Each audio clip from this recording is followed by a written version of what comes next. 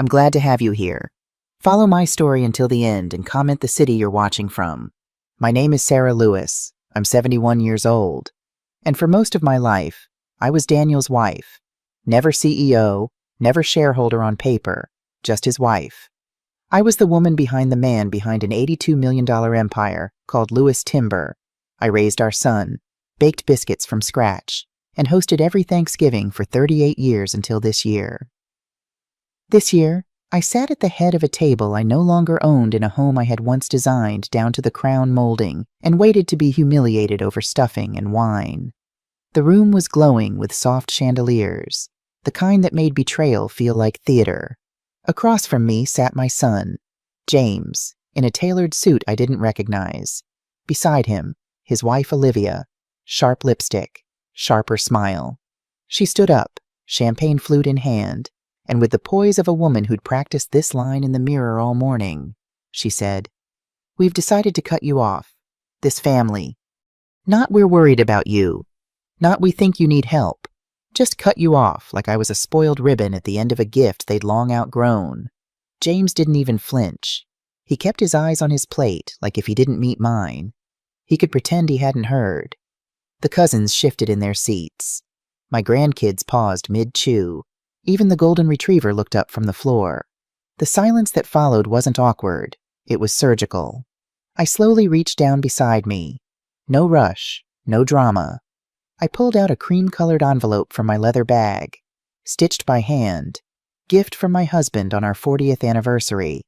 I placed it gently next to the pumpkin pie, then looked around the table. "Here's something for all of you," I said, voice steady.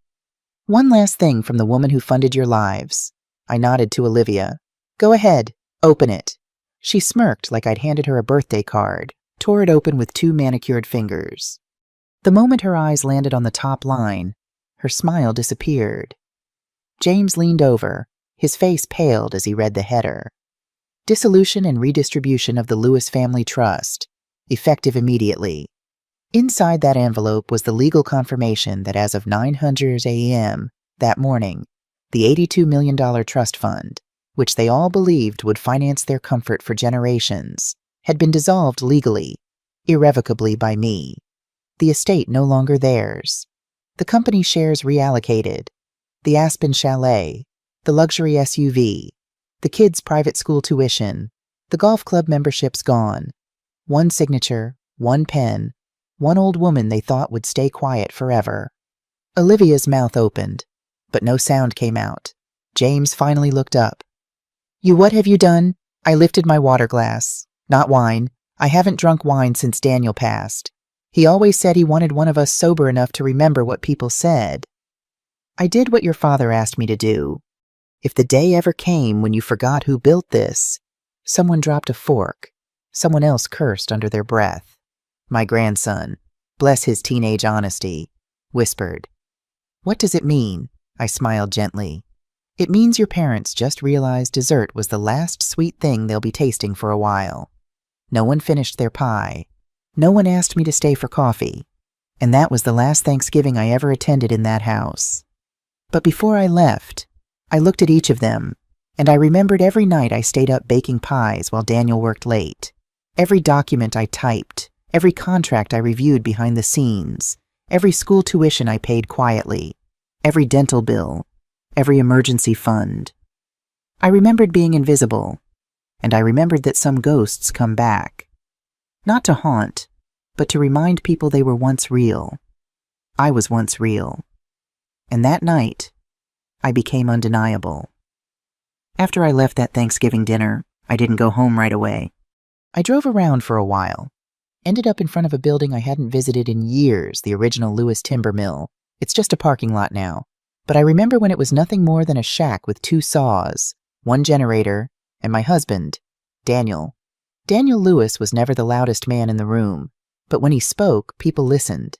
He had that kind of presence, calm, commanding, patient, the kind that made men follow, the kind that made me believe in him before there was anything to believe in. I was 24, a schoolteacher. He was 27, a dreamer with dirt on his boots and plans no one else could see. He didn't propose with a ring. He handed me a folded paper, a timber license, said, "This is the start of our life, Sarah. Not just a business, a life." And I said yes to him, to the papers, to everything that would come next.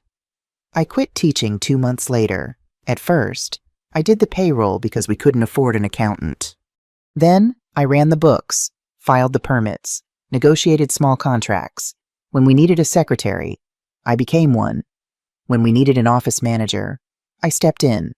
No title, no paycheck, no complaints. I still remember typing our first real partnership agreement on a rickety typewriter in a cold trailer, 8 months pregnant with James. Daniel stood behind me, hand on my shoulder, whispering, "We're building something no one can take from us." But they could, and eventually they did. See, in those days, wives didn't ask to be on legal documents. They didn't demand board seats or equity stakes. We signed where they told us to. We showed up to events in modest heels and thanked people for coming, even when we paid for the drinks. My name wasn't on the company's founding charter, but I wrote the first company brochure. I answered phones when we had no receptionist. I baked pies for the crew when Daniel wanted to boost morale after a tough month. And when storms hit, I was the one sitting up with him at 2 a.m., brainstorming how to keep payroll going without laying off a single man. That's what partnership looked like back then. Quiet, invisible, but real. By the time Lewis Timber hit its first million in profit, James was 6 years old. Olivia wasn't even in the picture. "We bought the big house up on Briar Hill," Daniel said. "This place is for you. Sarah, you made it possible." But the deed had only his name. I never asked why. I just accepted it. That was my biggest mistake. Not the silence, the acceptance. Years passed. The company grew, and slowly my role faded. First, they hired real accountants, then real lawyers, then someone else to organize events. By the time Daniel retired, I was no longer needed. Not at the office, not even at the boardroom dinners. But I didn't mind because we had each other, and we had built something that would carry our family for generations. That was enough until Daniel died. And suddenly all that I had given turned into something they acted like I had taken. I became the woman who used to be useful. A relic, a side note, a placeholder in photo albums. But I never forgot. Not the scent of pine in Daniel's hair after a day in the field. Not the feeling of signing contracts with my husband beside me, my fingers shaking from the cold and the gravity of it all. Not the nights we ate peanut butter sandwiches on folding chairs because the electricity had been cut and we couldn't pay the bill. I remembered everything, even if no one else did. So when I sat at that Thanksgiving table and watched Olivia try to erase me with one sentence, I didn't flinch. Because while they had comfort, I had memory. And in that memory lived every ounce of my share of that fortune. They thought I was weak because I was quiet. But what they never understood was some foundations don't crack. They carry the weight. And wait until it's time to remind the house exactly what it's standing on. The day we buried Daniel, the sun came out too bright. It was late spring, but the air had that cruel crispness that makes you feel like winter's still hiding in the ground. The kind of cold that doesn't touch your skin, but your bones. Maybe that's why I didn't cry.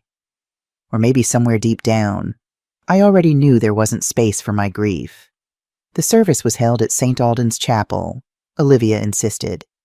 "It's where important families go," she said, like we were booking a conference venue, not saying goodbye to the man I built my life with. There were over 200 people in attendance, CEOs, politicians, donors, distant cousins we hadn't seen since the last election cycle, rows of black suits and designer sunglasses. Everyone looked polished, brushed, practiced, except me. I wore Daniel's favorite navy coat, the one he said made me look like a woman who could run a country and still make chicken pot pie. I held my purse tighter than usual, not out of nerves, but habit. I've always clung to something when I'm about to lose everything. James stood at the podium, straight back, shoulders proud, a perfect air. He began. "My father was a man of vision, of purpose, a builder, not just of timber, but of legacy. Lewis Timber stands today as a monument to his foresight and discipline." He went on like that. Legacy, growth, innovation, generational success. He mentioned every boardroom Daniel ever sat in, every award, every expansion deal. He listed every achievement like bullet points on a resume. But not once did he say husband. Not once did he say my mother. I sat in the front row alone. My hands rested in my lap, my jaw set like stone. And though my eyes stayed dry, my fingers gripped the purse strap so hard I left dents in the leather. No one noticed. Olivia sat beside James, dabbing the corner of her eye with a linen handkerchief. People would remember that image. The devoted daughter-in-law, gracious in grief. But grief doesn't always come with tears. Sometimes it comes in silence. Sometimes it comes in sitting there listening to your whole life be erased in front of a crowd by your own child. After the service, guests came to shake my hand. He was a giant. Such a brilliant strategist. You must be proud. Proud. What a strange word to offer a woman who just watched her husband's life be converted into a corporate eulogy. Someone I don't even remember who leaned in and said, "He left quite a kingdom behind. You'll be well taken care of." I almost laughed, as if I was the widow of a king waiting for the crown to trickle down. As if I hadn't stood beside Daniel during the lean years, cutting coupons while he pitched clients. As if I hadn't typed the memos, packed the lunches, paid the bills when payroll came late. Taken care of? I wasn't a pet. I was a partner, but I didn't say that. I just nodded and folded my hands tighter in my lap. After the crowd thinned, I stood alone by Daniel's casket. The flowers were all wrong. Too white, too clean, too staged. I reached into my purse and pulled out the brooch he gave me on our 40th anniversary, the one shaped like a maple leaf, just like the trees lining the old mill. I pinned it to the inside of his lapel, tucked where no one else would see. You were never the brand, Daniel. You were the roots, and I was the soil. I whispered it so softly I barely heard myself, and then I walked away. Not broken, not healed, just changed because something inside me knew. If this was how they honored the man who built the fortune, I had better be ready for how they'd treat the woman who kept it standing. I lasted exactly 11 days in the big house after Daniel's funeral.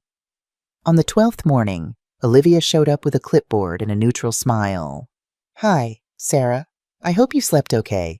We thought today would be a good day to start fresh. Clean out the things you no longer need. Give the space some breathing room." She didn't ask. She scheduled by noon.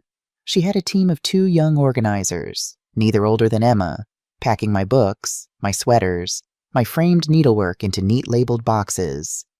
Mother-in-law's memorabilia, guest kitchen items, vintage bedding. Vintage. That word stung worse than antique.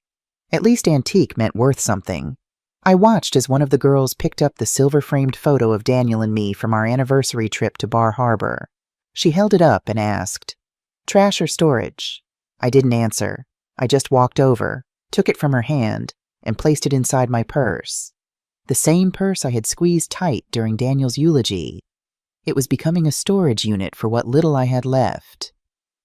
Olivia's voice floated down the hall. "We've prepared the garden house for you. It's cozy and has everything you need." Emma even picked out the curtains. The garden house. That's what they called the converted pool house in the backyard. It used to hold garden tools and broken lawn chairs. Now it held me. I moved in before sunset. The room smelled like fresh paint and lavender air freshener. The bed was soft but not familiar. There was a kitchenette, a twin sofa, a bathroom without a bathtub, and one narrow window that faced away from the main house. I was no longer part of the home. I was the shadow of it. That night, James didn't come to check in. Emma dropped off a welcome basket, bath salts, crackers, 2 tea bags. She gave me a quiet hug and whispered, "I didn't know they were doing this." I patted her hand and told her I was fine. Then I closed the door behind her and sat on the edge of the bed for a long time, hands on my lap, shoes still on. It's a strange thing to live just 30 feet from a life you helped build and not be welcome inside it. In the weeks that followed, my name disappeared from everything. I wasn't invited to company dinners, didn't receive meeting minutes from the Lewis Timber Board. Carla, the lawyer, wasn't returning my calls. Apparently, Olivia had instructed the legal team to streamline internal communications. I had gone from being Mom and Mrs. Lewis to just Sarah, the woman in the garden house, the liability with a last name. I heard them laughing on the patio one night, wine glasses clinking. Olivia said something about how Mother Sarah's enjoying her little retreat, and James laughed. He laughed. I lay awake that night, staring at the ceiling. No sound but the soft hum of the fridge and my own heartbeat. Steady but growing heavier. They didn't take everything. Not yet. Because while they removed me from their house, they hadn't removed me from the trust, and they hadn't removed me from my memory. There's a particular cruelty in watching someone repurpose your life, paint over it, stage it, rename it, then hand you a cup of tea like you should be grateful. But I wasn't angry. Not then. I was noting every gesture, every shift in tone, every missing invitation, every closed door. I was being erased. Yes, but I was still holding the pen. And somewhere deep inside me, a page had begun to turn. Some betrayals don't start with shouting. They begin with teacups. Every afternoon at precisely 3:30, Olivia would bring down a tray to the garden house. 2 china cups, 1 silver teapot, 2 shortbread cookies placed diagonally on a napkin. She made it seem like a gesture of care, a ritual between women, as if we were equals, having a little moment. I used to wonder if she measured the sugar to appear kind, but not warm. 1½ teaspoons, always. Never more, never less. She never asked how I liked it. I'd open the door before she could knock. Sit down in the armchair across from her. Let her pour. Let her control the tempo, the tone. She talked about Emma's exams, about James's schedule, about weather, flowers, real estate markets.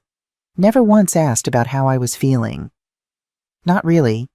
I responded politely, nodded, smiled. The way I had been taught.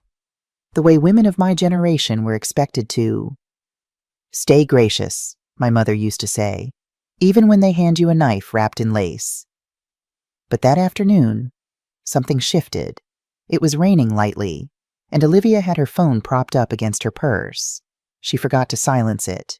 A video call came in, FaceTime. She answered it mid-sip, keeping her eyes on me, but whispering into the mic. Yes, just checking in on her. Garden house tea time. Keep her busy with tea and slippers. She'll fade soon. She didn't realize the sound was still on. She didn't know I could hear every word. Fade soon? I looked down at the cup in my hand. It was the fine china Daniel and I bought in Maine. We had picked the pattern together. Blue cornflowers on white ceramic.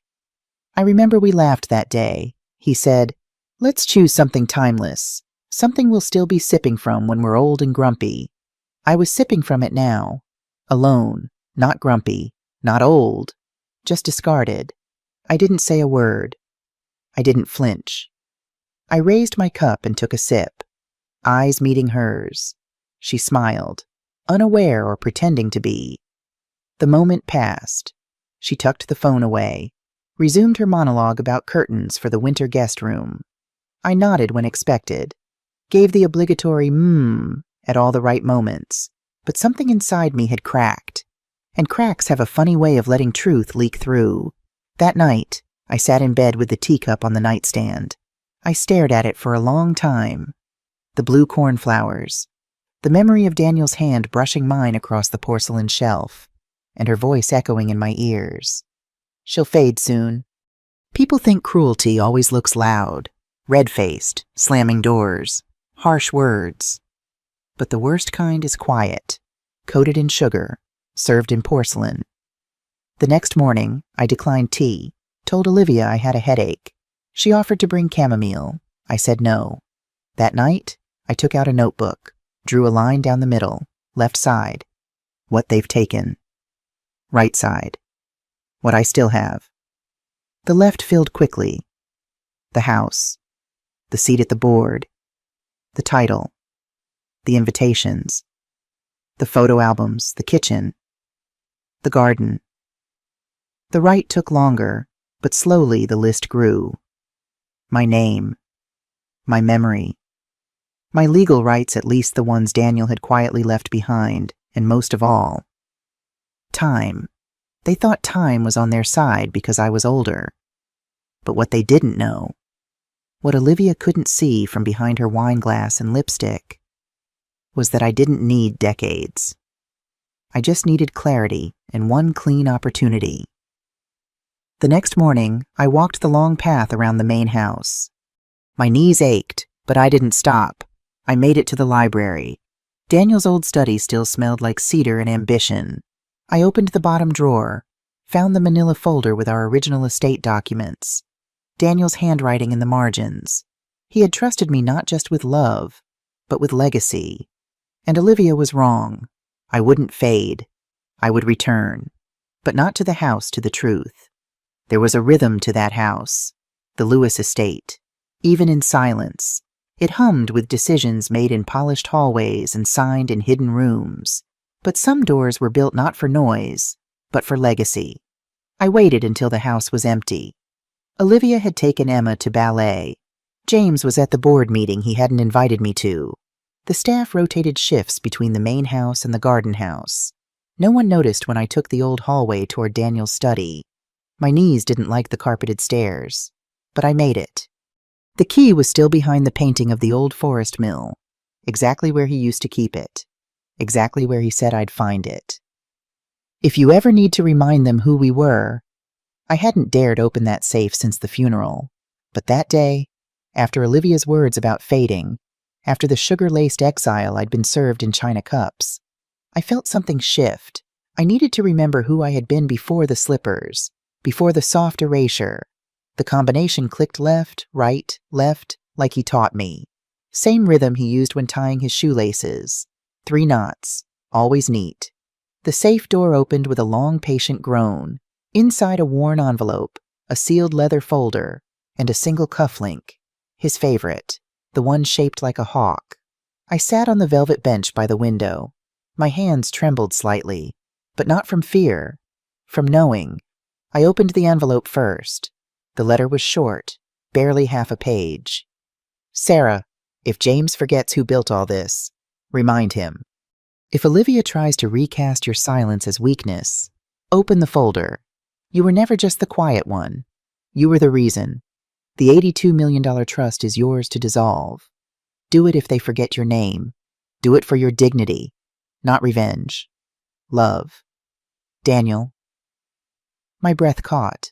Not because of the money, because he knew. He saw this coming. And somehow, even from the grave, Daniel had left me the one thing no one else had offered since he passed. Acknowledgement. He knew what they would try, how they'd smile while slicing me out of the frame. He knew they'd try to turn my decades of loyalty into a soft blur in family memory. He hadn't left me power. He left me a choice. I placed the letter on my lap and opened the leather folder. Inside, notarized amendments, documents bearing his signature and mine, co-trusteeship of the Lewis Trust, language clear as day.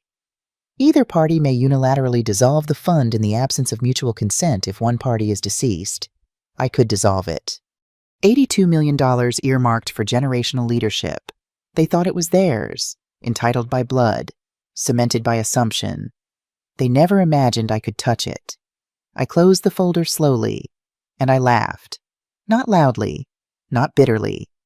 It was the kind of laugh that slips out when the soul finally exhales, a sound only the walls of that study would ever hear. The irony, I never wanted to dismantle it. That trust fund was meant to keep the company alive for generations, to protect our legacy. But now I understood. It was also Daniel's way of saying, if they no longer respect the foundation, let the building fall. I tucked the folder back into the safe, not out of fear, out of patience. Because power, when real, doesn't rush. It waits. It observes. And it speaks only when the silence becomes deafening. I locked the safe again, slid the painting back into place. I walked out into the sunlight, past the hedge roses Olivia had planted too close together, Past the statue James had moved to face the driveway instead of the garden, as if everything had to face outwards now, never inward, back in the garden house. I boiled water, made tea, this time for myself, and for the first time in weeks, it tasted like mine. I didn't tell anyone what I'd found, not James, not Olivia, not even my lawyer. Yet some truths are best savored slowly, let steep, let brew. I would wait until the right moment, until the next family dinner, until the next time Olivia smiled too tightly, until James raised a glass to vision. Then I would pour something stronger than tea. The next morning, I made a phone call I never thought I'd make again. Carla Thompson, Daniel's lawyer for over 30 years, sharp as a scalpel, discreet as snowfall, and loyal to no one but the law. She hadn't been around since the funeral. Olivia said she was too old-fashioned. James preferred a younger firm, one with more agility, but I remembered what Daniel always said about Carla. She's the only one who will tell you the truth, even if it burns. She answered on the second ring. Sarah Lewis, she said, her voice crisp as always. I was wondering when you'd call. Not Sarah. Mrs. Lewis, the only person left who still used my full name like it meant something.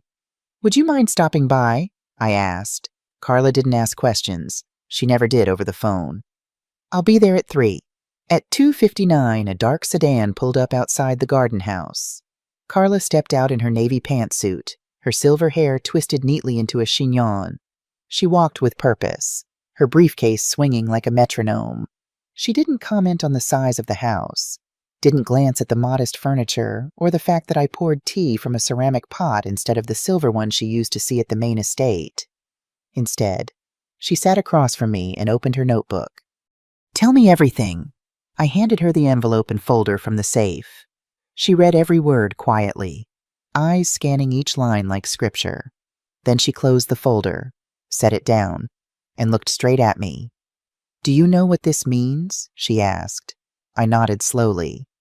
Daniel gave me full authority to dissolve the trust. She tilted her head. Not just that you can rewrite everything, the estate plan, the shareholding structure, even the bylaws of the family foundation. If you wanted to, you could erase every name off those documents but your own. I stirred my tea. The sugar didn't dissolve. And if I don't want revenge? I asked. Carla didn't flinch. You don't strike me as a woman driven by revenge. She paused. You strike me as a woman who wants to be seen, truly seen and remembered correctly. I felt something soften in my chest. She was right.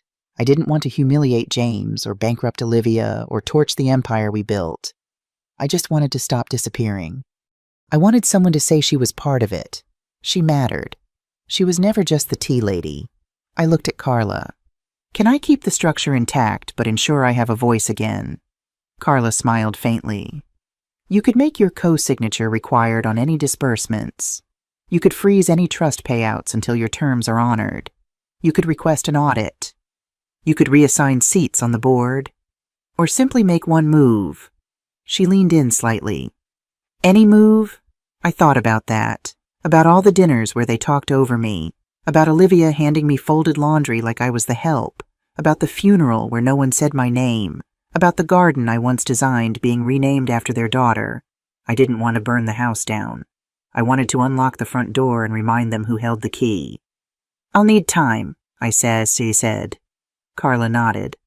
Take it, but don't take too long. People like Olivia, they read silence as surrender. I walked her out. Before she stepped into her car, she turned back. Sarah, just so you know, Daniel never made a major decision without you. I sat in on 100 meetings. He never raised his pen until he'd seen your face. I didn't reply, just watched her drive away, the late afternoon sun catching the metal of her mirror as she turned the corner. Inside, I didn't cry, but I sat at the table for a long time, staring at the steam rising from my tea. The sugar still wouldn't dissolve.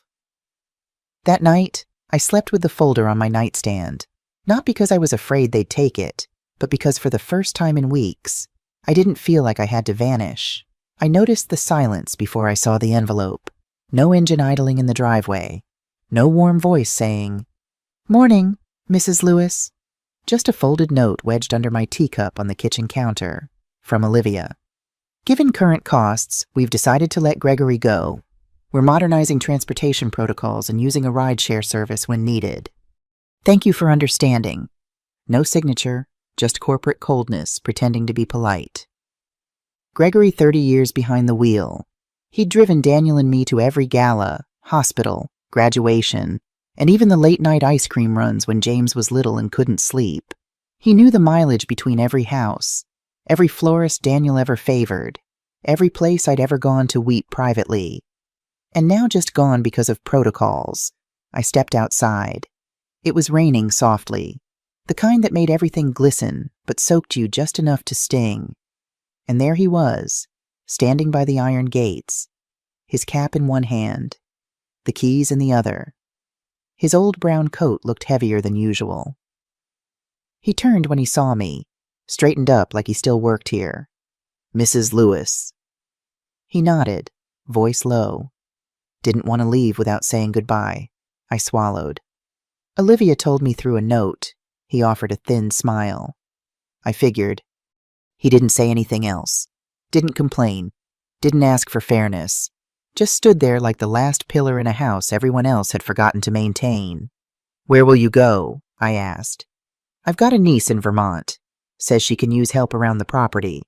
Might be nice to see snow again." He looked at me then properly. Eyes kind, but wet too. Not from the rain. "I stayed this long because of you, ma'am." He paused. "Everyone thinks it was Daniel I admired, but it was always you. The way you remembered my wife's birthday. The way you sat in the back seat and never once made me feel like the help." Something in me cracked, maybe the last thing still holding me together politely. I reached into my coat pocket. It had been there since Daniel's death, wrapped carefully in tissue.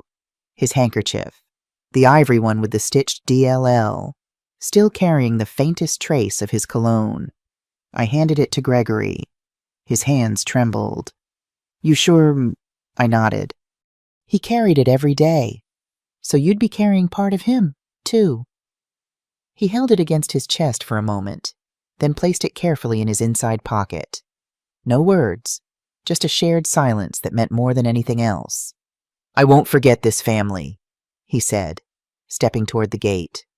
"But mostly, I won't forget you." Then he opened the door to his aging sedan, the one he never let the estate pay for, and drove off, disappearing into the misting gray.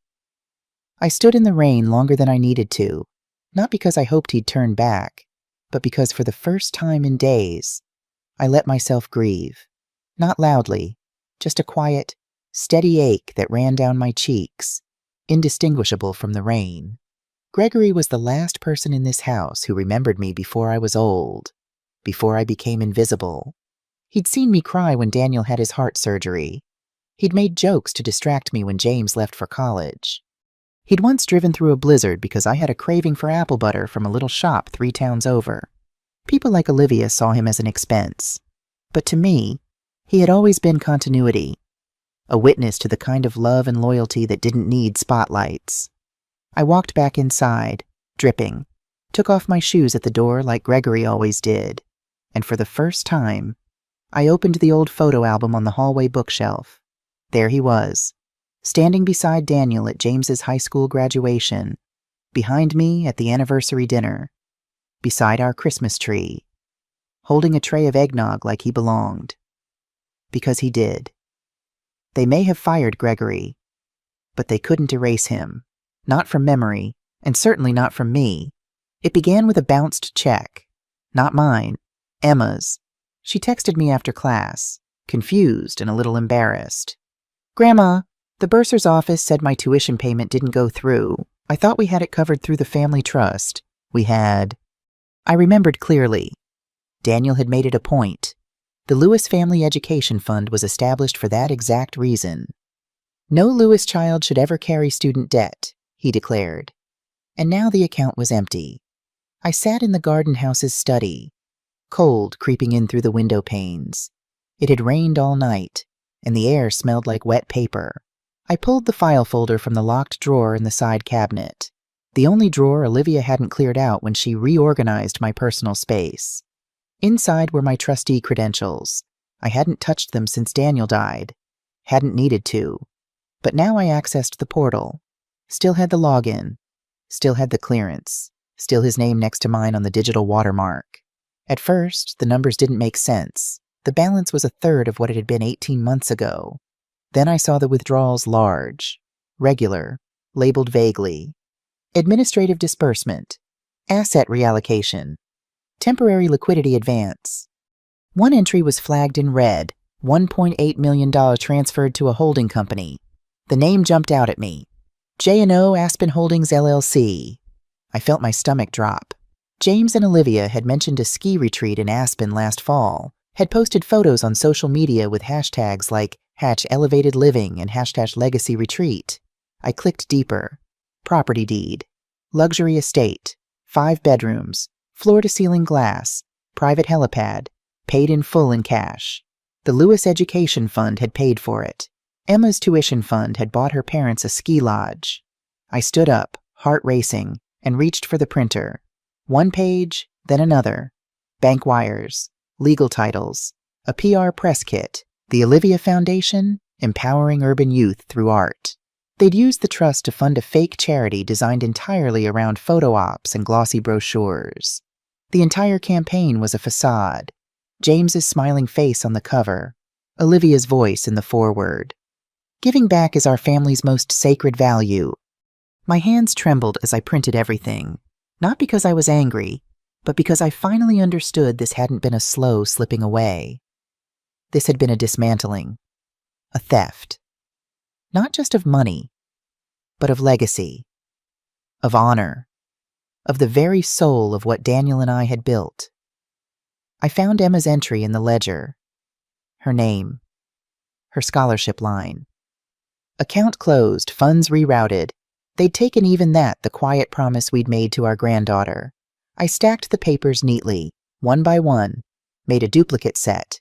Then I walked over to the old cedar chest by the fireplace, pulled out Daniel's leather binder, the one he'd used for all his personal correspondences. I placed the folder inside. Then I sat back down. The rain had started again, slow, steady, cleansing. I didn't cry. There were no tears left for this, only a deep stillness, a kind of resolve that doesn't arrive with thunder, but creeps in like fog, cool and quiet and absolute. They thought I was too soft, too old, too far removed to understand spreadsheets and shells, asset reallocations, and dummy corporations. But I'd sat through every board meeting for 3 decades, read every footnote Daniel scribbled in the margins, took notes when he thought I wasn't listening. I was always listening. That night, I didn't sleep, not because I was afraid, but because I was done waiting. They had used my silence as permission, mistook my stillness for surrender. I ran my hand over the last page. The trust bylaws. Section 7.4. In cases of breach, abuse, or misrepresentation, any standing trustee has unilateral authority to initiate dissolution proceedings and asset recall. I smiled. Not in triumph, but in quiet clarity. In the mirror across the room, I didn't see a woman past her prime. I saw a widow who still carried the spine of an empire, a mother, a grandmother, a guardian of memory. The misuse of trust had only one consequence: reclamation. The house was quiet, not the kind of quiet that follows a storm, but the kind that stretches between breaths where everything stills. I had just finished making Emma her favorite chamomile tea. She liked it with a spoonful of honey and a dash of lemon. We sat on the garden porch wrapped in blankets, the kind Daniel and I used to keep in the cedar chest. She had her legs tucked underneath her, curled up like she used to do as a child. It had been a long day. Her face looked tired in the porch light, but her eyes still held that honest sparkle. She took a sip of tea, then looked at me. There was hesitation. I recognized it, the prelude to a question that had weight.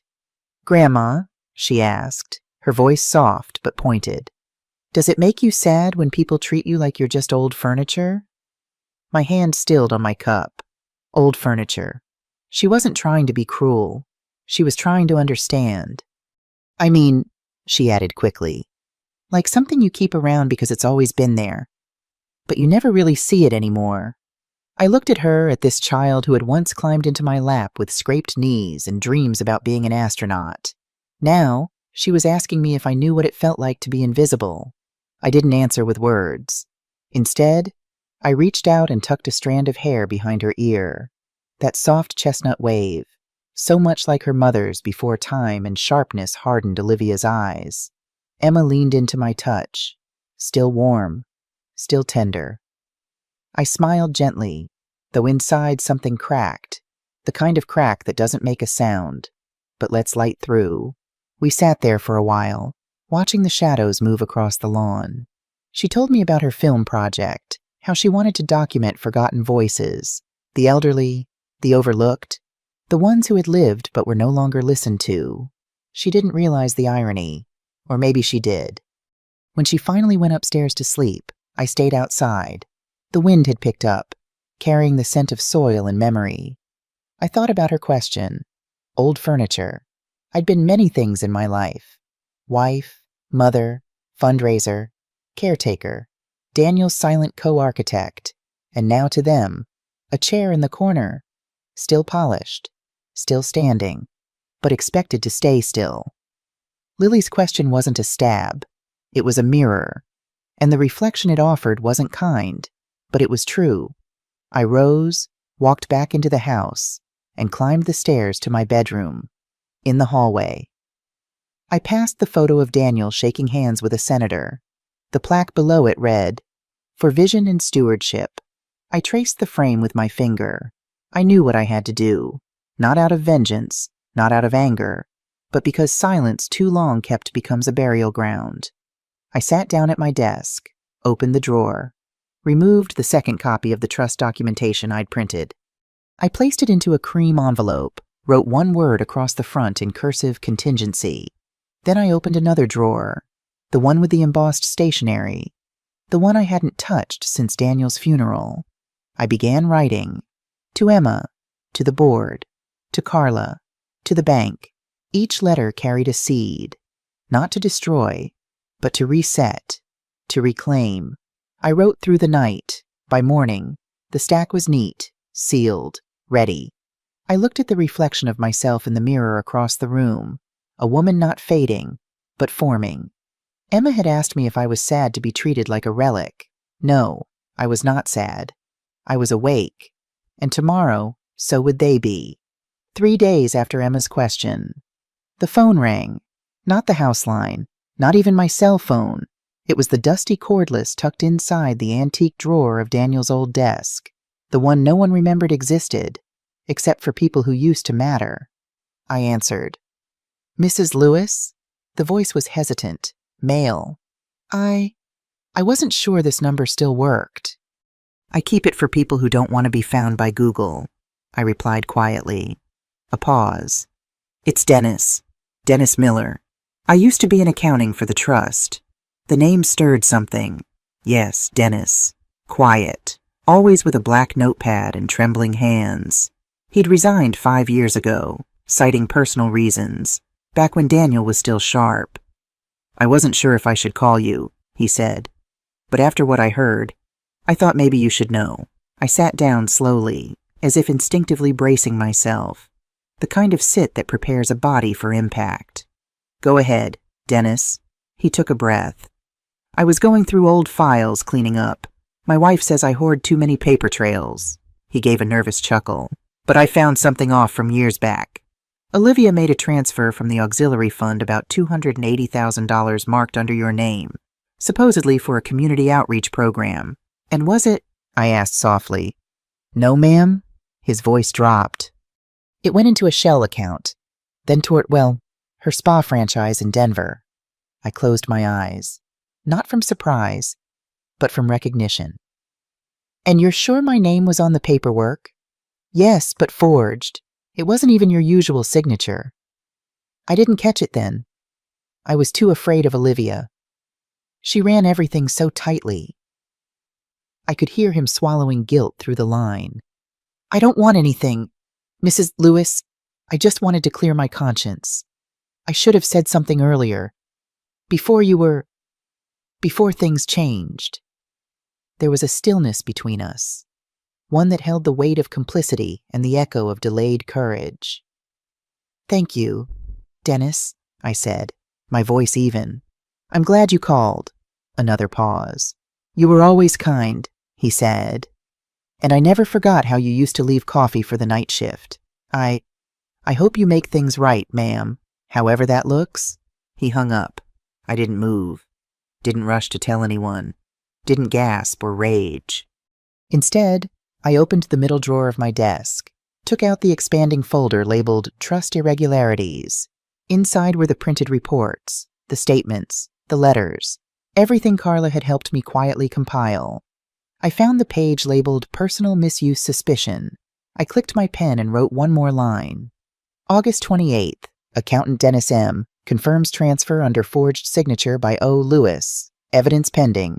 Then I closed the file. There was no satisfaction in it, no moment of triumph.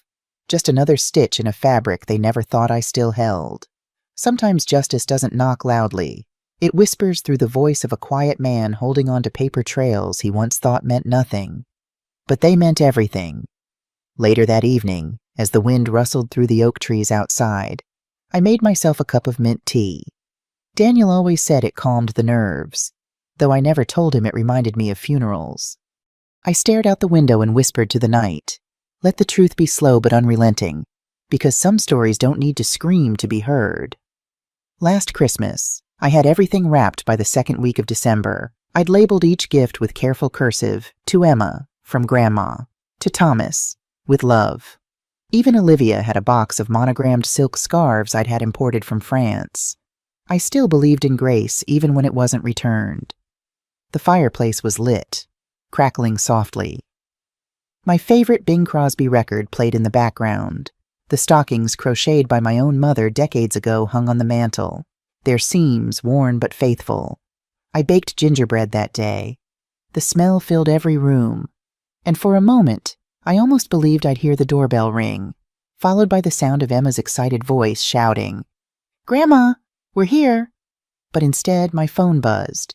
It was James. The message was short. "Don't come this year, Mom. The kids are traveling with Olivia's side. We'll catch up after New Year's." That was it. No love you. No hope you understand. Just logistics. Like I was an afterthought in the itinerary of someone else's family. I stared at the screen until it dimmed. Then I read it again and again as if the words might rearrange themselves into something softer. I didn't cry. Tears felt too obvious for something this quiet. Instead, I turned off the record player, picked up each wrapped gift, and placed them gently into the cedar chest Daniel had built when Emma was born. One by one, the scarf box went on top. I closed the lid and locked it. The fire crackled on. I didn't bother to add another log. Later that night, I received a group photo from Olivia's Instagram. Her side of the family stood in front of a massive ski lodge in Vermont, everyone in matching Christmas pajamas holding champagne glasses. Emma wasn't smiling, or maybe I imagined that part. I didn't like the post. The next morning, I made myself oatmeal, sat in Daniel's old leather chair, looked out the window at the frozen garden. The hydrangeas had long given up their blooms. Christmas came and went. No calls, no visits, not even a belated card. And so I did the only thing left to do. I began writing letters, not to them, but to myself. To remember who I was, who I had been before I became someone's forgotten holiday. I wrote about the first Christmas Daniel gave me a garnet brooch and danced with me barefoot in the snow. I wrote about the year Emma was 5 and unwrapped a book instead of a toy, then spent the whole day reading in my lap. I wrote about the gingerbread recipe passed down from my grandmother, the one that never needed frosting because it stood tall on its own. I filled pages with memories that couldn't be edited or cropped. And in the quiet, I found something more enduring than wrapping paper and bows. I found resolve because sometimes the deepest betrayals aren't loud. They're not shouted in anger or scribbled in legal ink. They arrive in silence, in the message that says, "Don't come," in the gift never opened, in the love deemed inconvenient. When I finally rose from the chair, my tea had gone cold, but my heart strangely had not. That night, I took the key from around my neck, unlocked the cedar chest, and removed one gift, a thick novel wrapped in gold paper labeled "To Emma." I placed it in a drawer beside my bed. One day, I'd give it to her myself when she was old enough to ask questions and brave enough to hear the answers. The rest of the gifts stayed locked away, not out of spite, but preservation. Because not every memory needs to be burned. Some deserve a vault, until time softens the betrayal enough to let them breathe again. I didn't wait for the new year to act. Carla and I met again. This time, not at my home, but at her office downtown. She wore a gray wool coat buttoned neatly, her briefcase already open before I even sat down. "I filed the petition for dissolution this morning," she said, sliding the document toward me. Her voice was clean, professional, but I could hear the respect in it. She still called me Mrs. Lewis. I took the document in my hand. Petition for judicial dissolution of the Lewis Family Trust. There it was.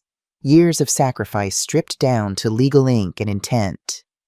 "Is it too late to change my mind?" I asked quietly. She smiled softly, not condescendingly.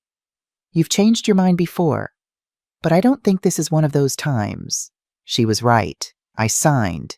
It was the kind of pen stroke that doesn't make noise, but still echoes. Back home, I brewed myself a fresh pot of tea. Jasmine, the kind Daniel loved. I sipped slowly while reviewing the second file Carla had prepared. One I'd requested personally. This one wasn't for the court. This one was for control. For years, I'd allowed James quiet authority over operations, charity disbursements, property management, investment decisions. Not because I trusted him fully, but because I wanted to. Because it was easier to believe he was still the boy who cried over lost baseball games and called me from college just to say he missed me. I had given him the power silently. But silence, I learned, could be misused more dangerously than shouting. Now, every clause of that silent trust had been documented, identified by Carla and her team. There were 19 separate instruments of delegation. 19, and by the time the clock struck 6 p.m., all 19 were gone. Revoked, rescinded. My signature again. No flourish, no hesitation.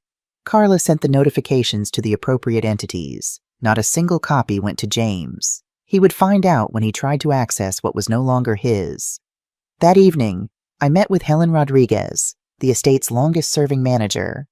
62 years old, 2 decades of loyal service, and a memory as sharp as cut glass. We sat across from each other at the long mahogany table Daniel once used for board meetings. "Helen," I said, "how would you feel about becoming the new operating trustee of the Lewis Foundation temporarily?" Her lips parted in disbelief. "Ma'am, I'm honored, but are you sure? I've never been more certain." She nodded, eyes glassy. "You're taking it back." "No," I replied gently. "I'm giving it forward to someone who understands what stewardship means." I handed her the official letter of appointment. Carla had drafted it with meticulous precision. Helen would have authority, not James, not Olivia, not any of their hand-picked advisors or PR consultants. Just her. Someone who had seen this family's rise. And now, quietly, it's unraveling. I didn't inform James. I didn't call. I didn't write. I didn't warn. Not because I wanted to hurt him, but because I'd already been hurt. Too many times. I had softened consequences with kindness, wrapped disappointment in forgiveness, convinced myself that silence was dignity. But this wasn't about revenge. It was about stewardship, legacy. And my legacy was not theirs to drain and brand and dress in false charity. I stepped outside to the garden as twilight dipped the sky in gray and copper. The trees were bare, winter resting in their limbs. The wind carried the scent of cold soil and old memories. I stood beneath the oak Daniel had planted the year James was born, its bark rough with age, its branches still stretching, still holding on. I placed my palm against it and whispered, "It's done, not out of triumph, but closure. Not because I won, but because I stopped losing. This was the beginning of the end and the beginning of something else entirely. It arrived on a Wednesday afternoon, a cream-colored envelope with our family crest embossed in gold, the kind of formal stationery we used back when things still felt sacred. When holidays meant handwritten menus, polished silver, and laughter that echoed off the high ceilings of our family home. My name was written in James's handwriting, still neat, still deliberate. Mrs. Sarah Lewis, not Mom, not Mother, just formality wrapped in nostalgia. I opened it slowly, my fingers trembling more than I'd like to admit. Inside was a folded card, thick, textured, expensive. "You are cordially invited to the Lewis family Thanksgiving dinner," it read. Date, time, dress code formal. Location the estate I once ruled, the estate they now walked through like royalty, as if they'd inherited the soul of something they'd only ever drained. I read the invitation twice, then again, and then I saw it. Tucked beneath the card was a handwritten note. Not from James. It was Olivia's penmanship, flowing and perfumed. "Family is everything, isn't it, Mom?"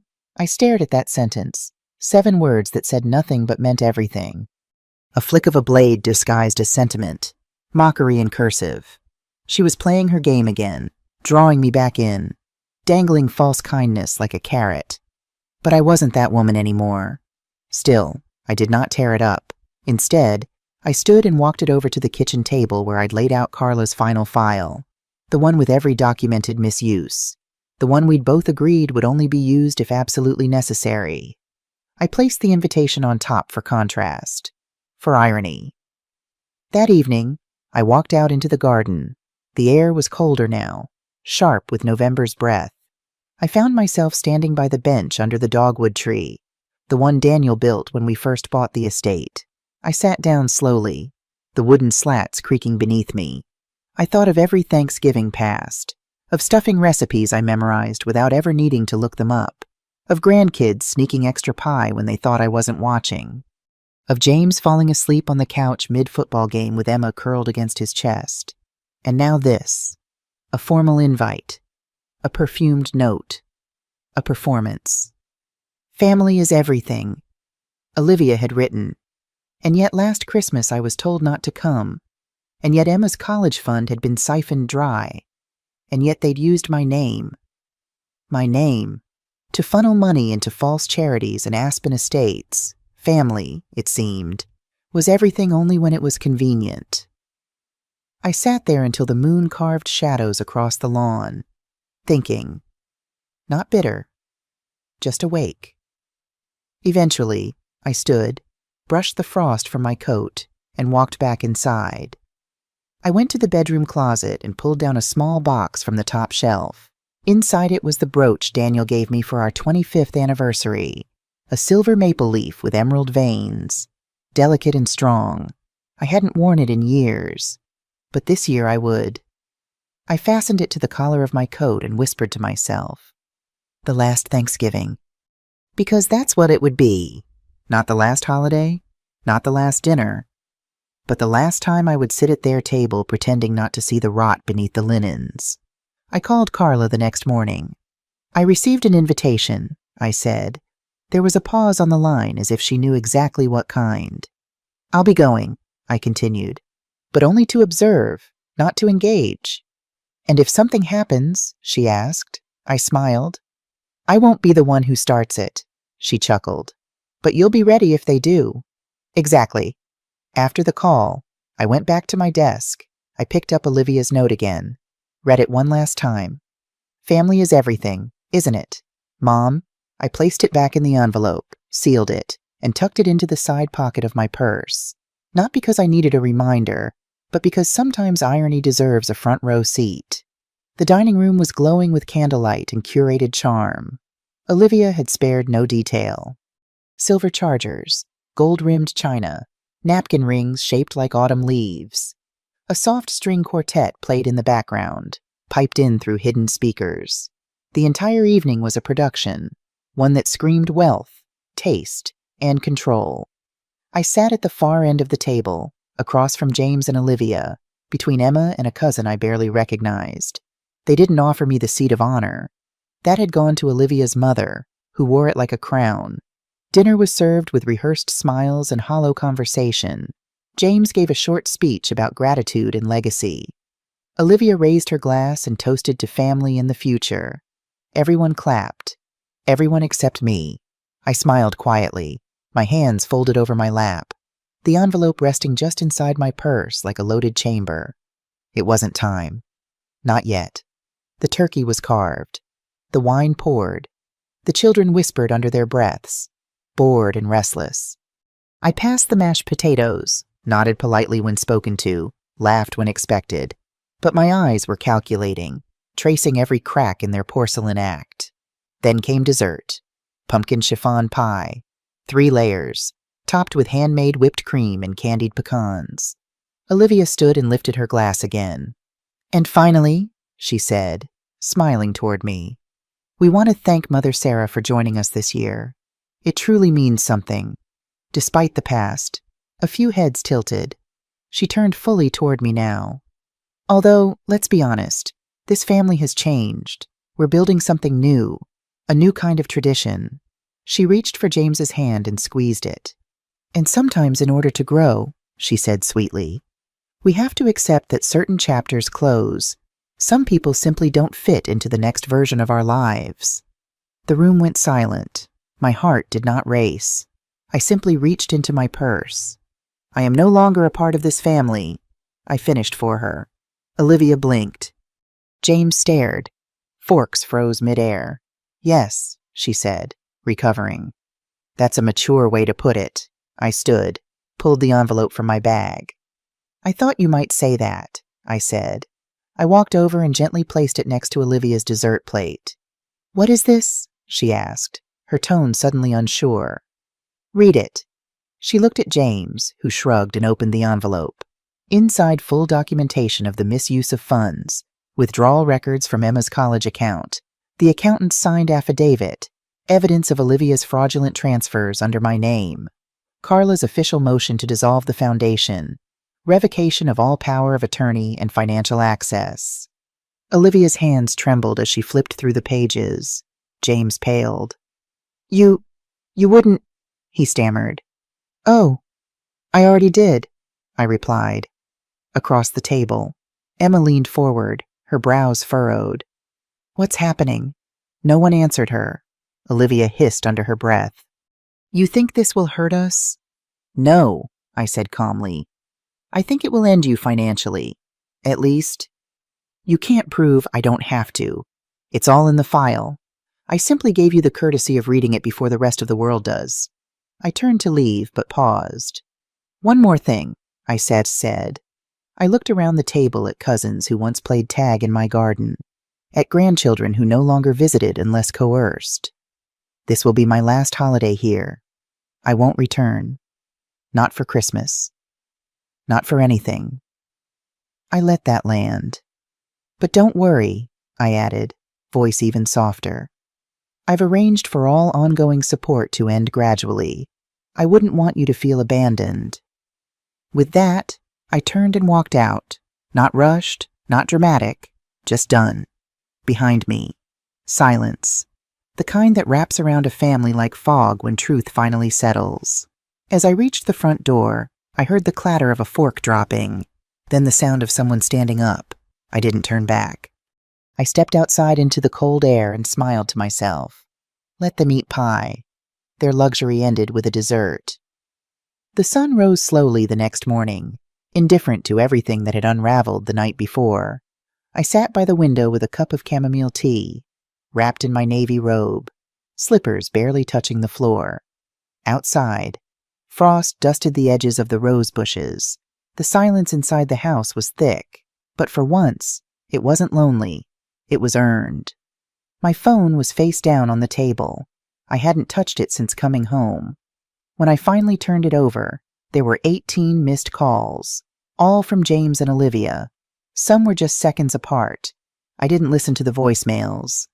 Not yet. I just sat with the quiet. After 40 years of being the fixer, the listener, The soother, the backup plan, the bank. This silence felt unfamiliar, sharp, still, and powerful.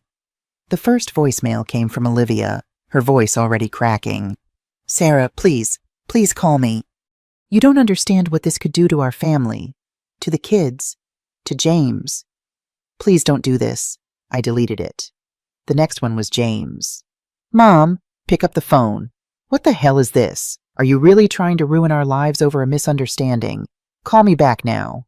Delete. Another one. Olivia again, now sobbing. "I didn't mean it. Not like that.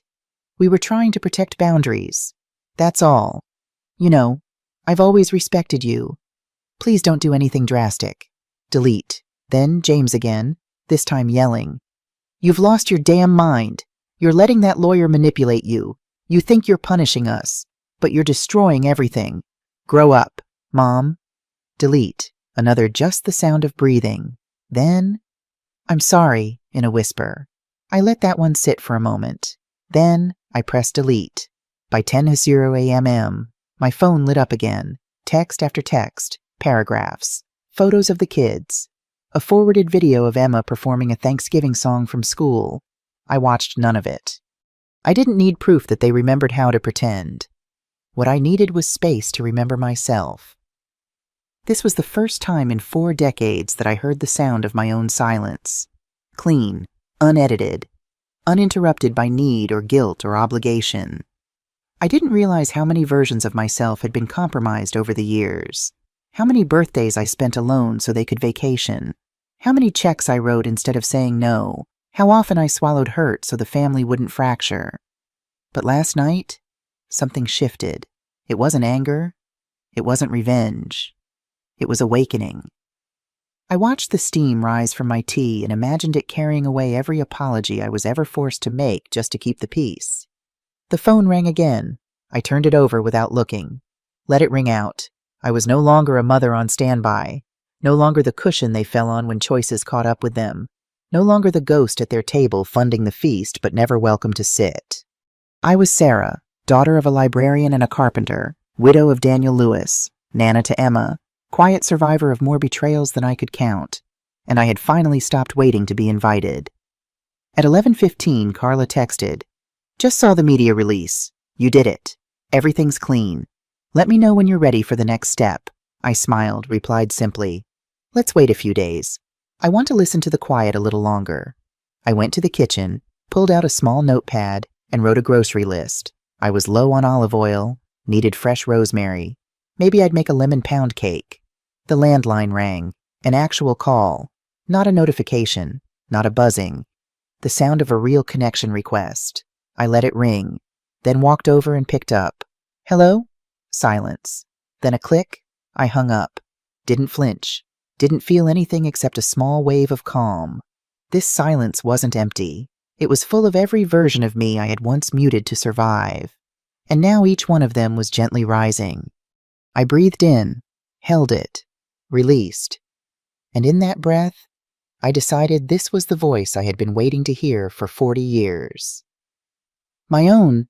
The conference room was colder than usual that morning, despite the late November sun warming the glass windows.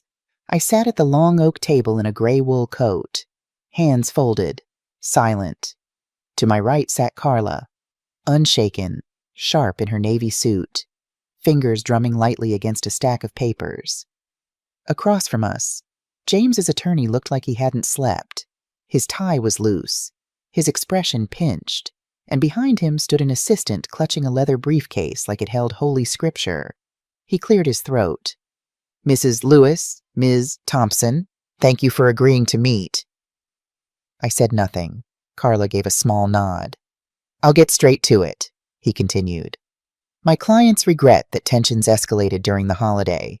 Emotions were high, but surely we can agree that it's in everyone's best interest to avoid unnecessary litigation." Carla smiled without warmth. "Your clients withdrew $314,000 over the past 14 months, funneling it through unauthorized wire transfers, expenses for travel and home renovations, and 3 accounts tied to shell LLCs. We have all the records." He shifted uncomfortably. James was under the impression he had financial authority. His mother never signed durable power of attorney, Carla interrupted. And even if she had, abusing access for personal enrichment, especially from an elderly parent, falls under financial exploitation in the state of Virginia, which carries a Class 1 felony charge. He glanced at me, then looked back to Carla. What exactly are you asking for? Carla slid the papers across the table. Full restitution. All misappropriated funds repaid in full within 30 days, and a signed agreement that relinquishes any claim James or Olivia may have over Mrs. Lewis's estate. Foundation assets or holdings, past, present, or future. He blinked. That's aggressive. No, Carla said, her voice quiet but steady. It's mercy. I watched him wrestle with the reality. I didn't need to speak. I had already said enough by showing up. He looked down at the documents, then up again. What happens if we decline? Carla didn't flinch. Then we proceed with formal litigation. The petition is ready to file. Charges will include financial abuse of an elderly person, falsification of legal authority, and fraudulent misrepresentation to financial institutions. We'll also notify the IRS. The assistant behind him paled. He ran a hand through his thinning hair. You'd really drag your own son through court. Carla looked at me briefly, then back to him. Her son made that choice when he decided her worth ended with her bank balance. I leaned forward slightly, my voice level and composed. You're asking if I want this. I don't. But that's irrelevant now. He stared at me. I folded my hands again. What I want is peace. What I deserve is respect. What I've been given is betrayal served with wine at a holiday table I paid for in a house I built while being told I no longer belonged. Silence settled over the room. Then I added, still calm. It's not that I've cut them off from the estate. It's that they already cut themselves off from me. He looked down again. This time, he didn't speak for a long while. Eventually, he nodded. I'll present this to them. You'll have a response by end of week. Carla stood. We'll wait, but not forever. We left the papers behind and walked out. The hallway outside was bright, quiet, almost too clean. As we reached the elevator, Carla turned to me. You did well in there. I didn't say much, I replied. She gave me a soft smile. Exactly. We stood in silence as the elevator descended. In my purse was a folded photo of James at age 5 in overalls and a paper crown, frosting on his nose as he blew out candles. It had fallen from an old drawer 2 nights ago. I didn't know why I brought it today. Maybe to remind myself who I had loved and who I was finally letting go of. When we stepped out into the cold air, I pulled my coat tighter. The wind didn't sting. It cleared. It arrived 3 days after the meeting with the lawyers. A small cream-colored envelope tucked between junk mail and a catalog for garden seeds I hadn't ordered. The handwriting on the front stopped me. It was loopy with a heart over the I in Grandma, Emma. I stood in the hallway for a long moment, keys still in my hand, scarf barely untied before I stepped into the kitchen and sat down. The kettle hissed in the background. I didn't touch it. I opened the letter slowly. My hands trembled, not out of fear, but something older, deeper. Hope, perhaps, or grief that had nowhere left to sit. Dear Grandma, I don't know if this letter will fix anything. I just need to say this. I'm sorry for not speaking up, for not hugging you that day. For pretending like I didn't see your face when Mom said what she said. I saw everything. I've always known who really held this family together. It wasn't the holiday meals or the fancy dinners. It was you. Your presence. Your gentle questions. Your laugh when you thought no one was listening. Mom and Dad are furious right now. They say you're being dramatic, but I don't think so. I think you're being finally honest. And I want you to know I choose you. I always have. Even if I didn't say it out loud before. Love. Emma. I don't remember the moment the tears started. Only that they came without resistance. Quiet and full, pooling beneath my chin and onto the pale yellow tablecloth I'd embroidered the year Emma was born. It was the first time I'd cried since Daniel's funeral, not when they took my place at the table, not when I packed the gifts back into the cupboard last Christmas.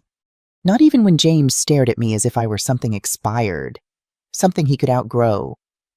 But now I wept like a woman who'd been holding her breath for years and had finally exhaled. I carried her letter into the living room and sat by the fire. The sun had begun to set behind the backyard trees, spilling orange streaks across the carpet. I thought about Emma's ballet recital, the way she used to crawl into my lap after falling on the playground, how she'd once asked, "Grandma, will I still be your favorite when I'm 30? I smiled at the memory, and then I wrote back, "Dear Emma, you don't have to fix anything. You already have.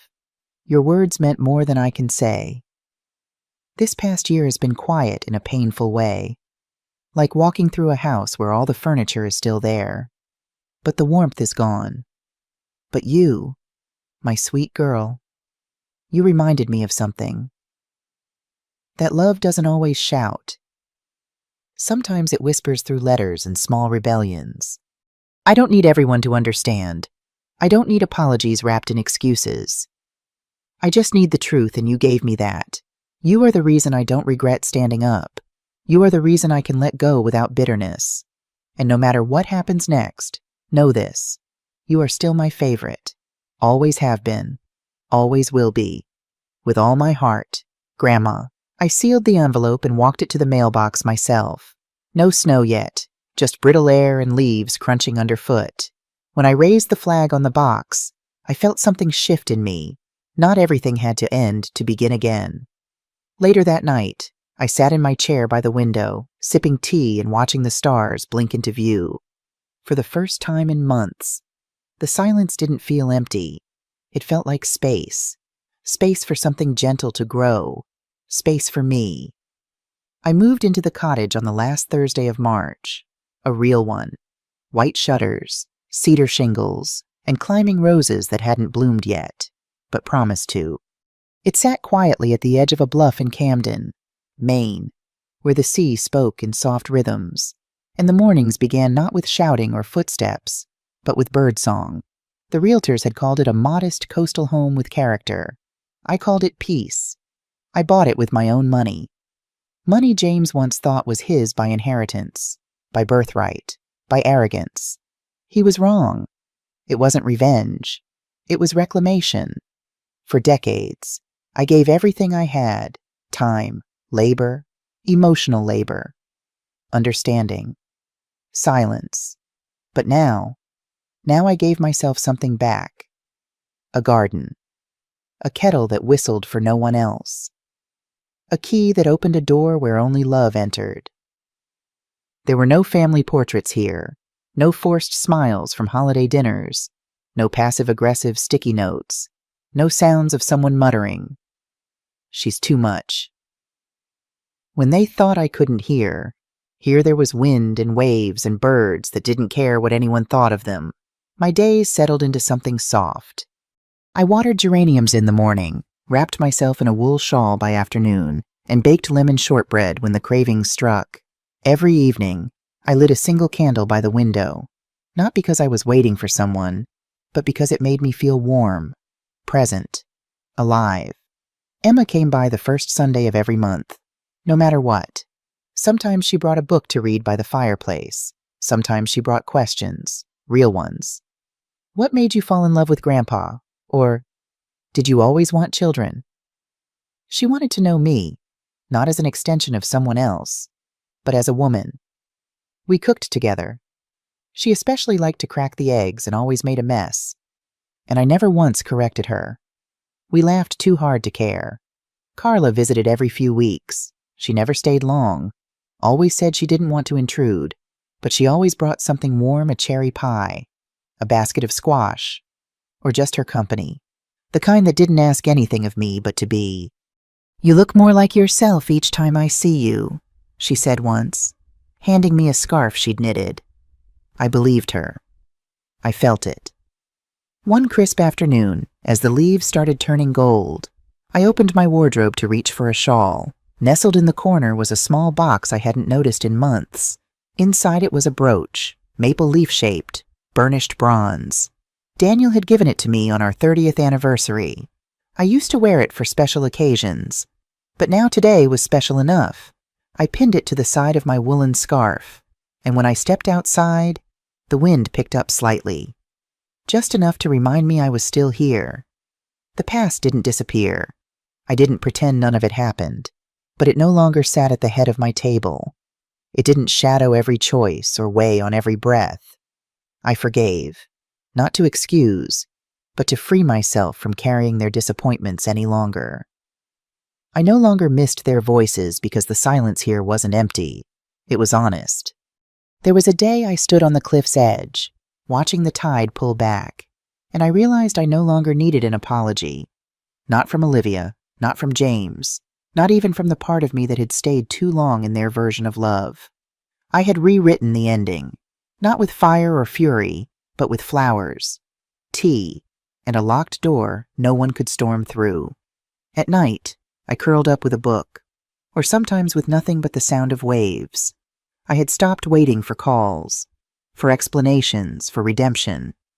Instead, I had started listening to myself, to joy, to the faint sound of hope returning, and on my windowsill, there sat a tiny note Emma had left one Sunday. "This house feels like you, and you feel like home." Yes, I do. I sat in the old rocking chair by the window, the sea stretching endlessly beyond the frame. It was just before dusk, the sky bathed in soft gold, the kind of light that made everything look like a memory you wanted to keep. On my lap lay a photograph. It was Daniel, taken on our last vacation to Martha's Vineyard.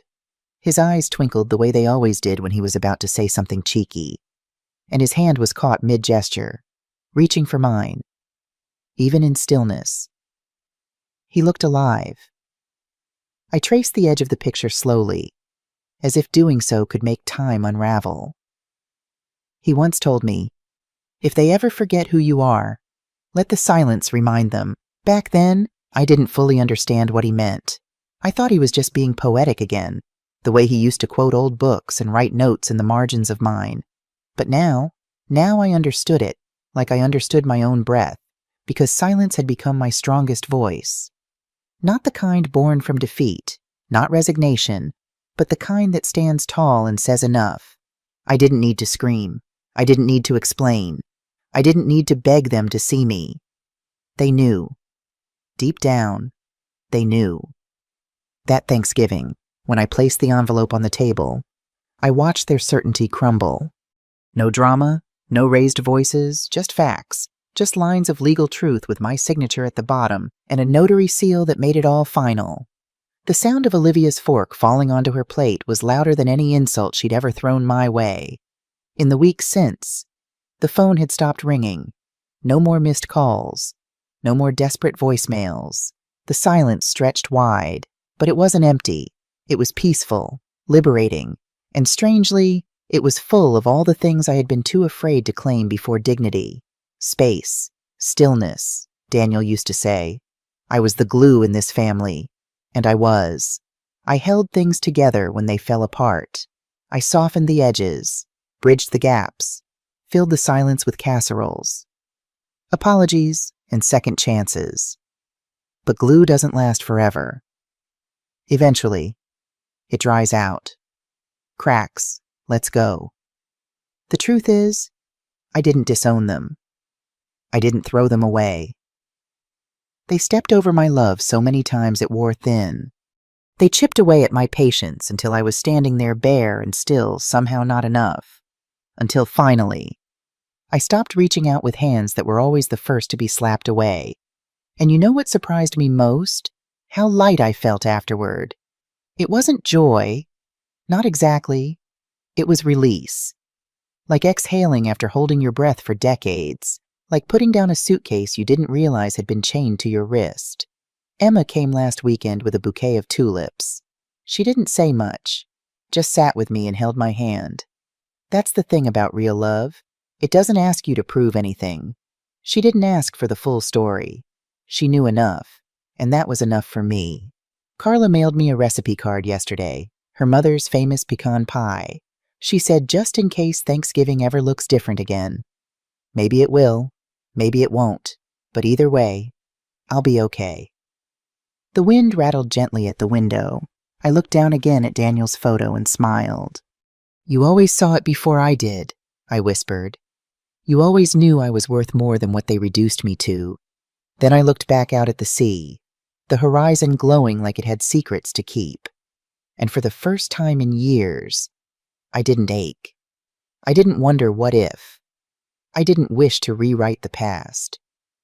There was no anger left, only light and a quiet kind of strength that doesn't announce itself but changes everything.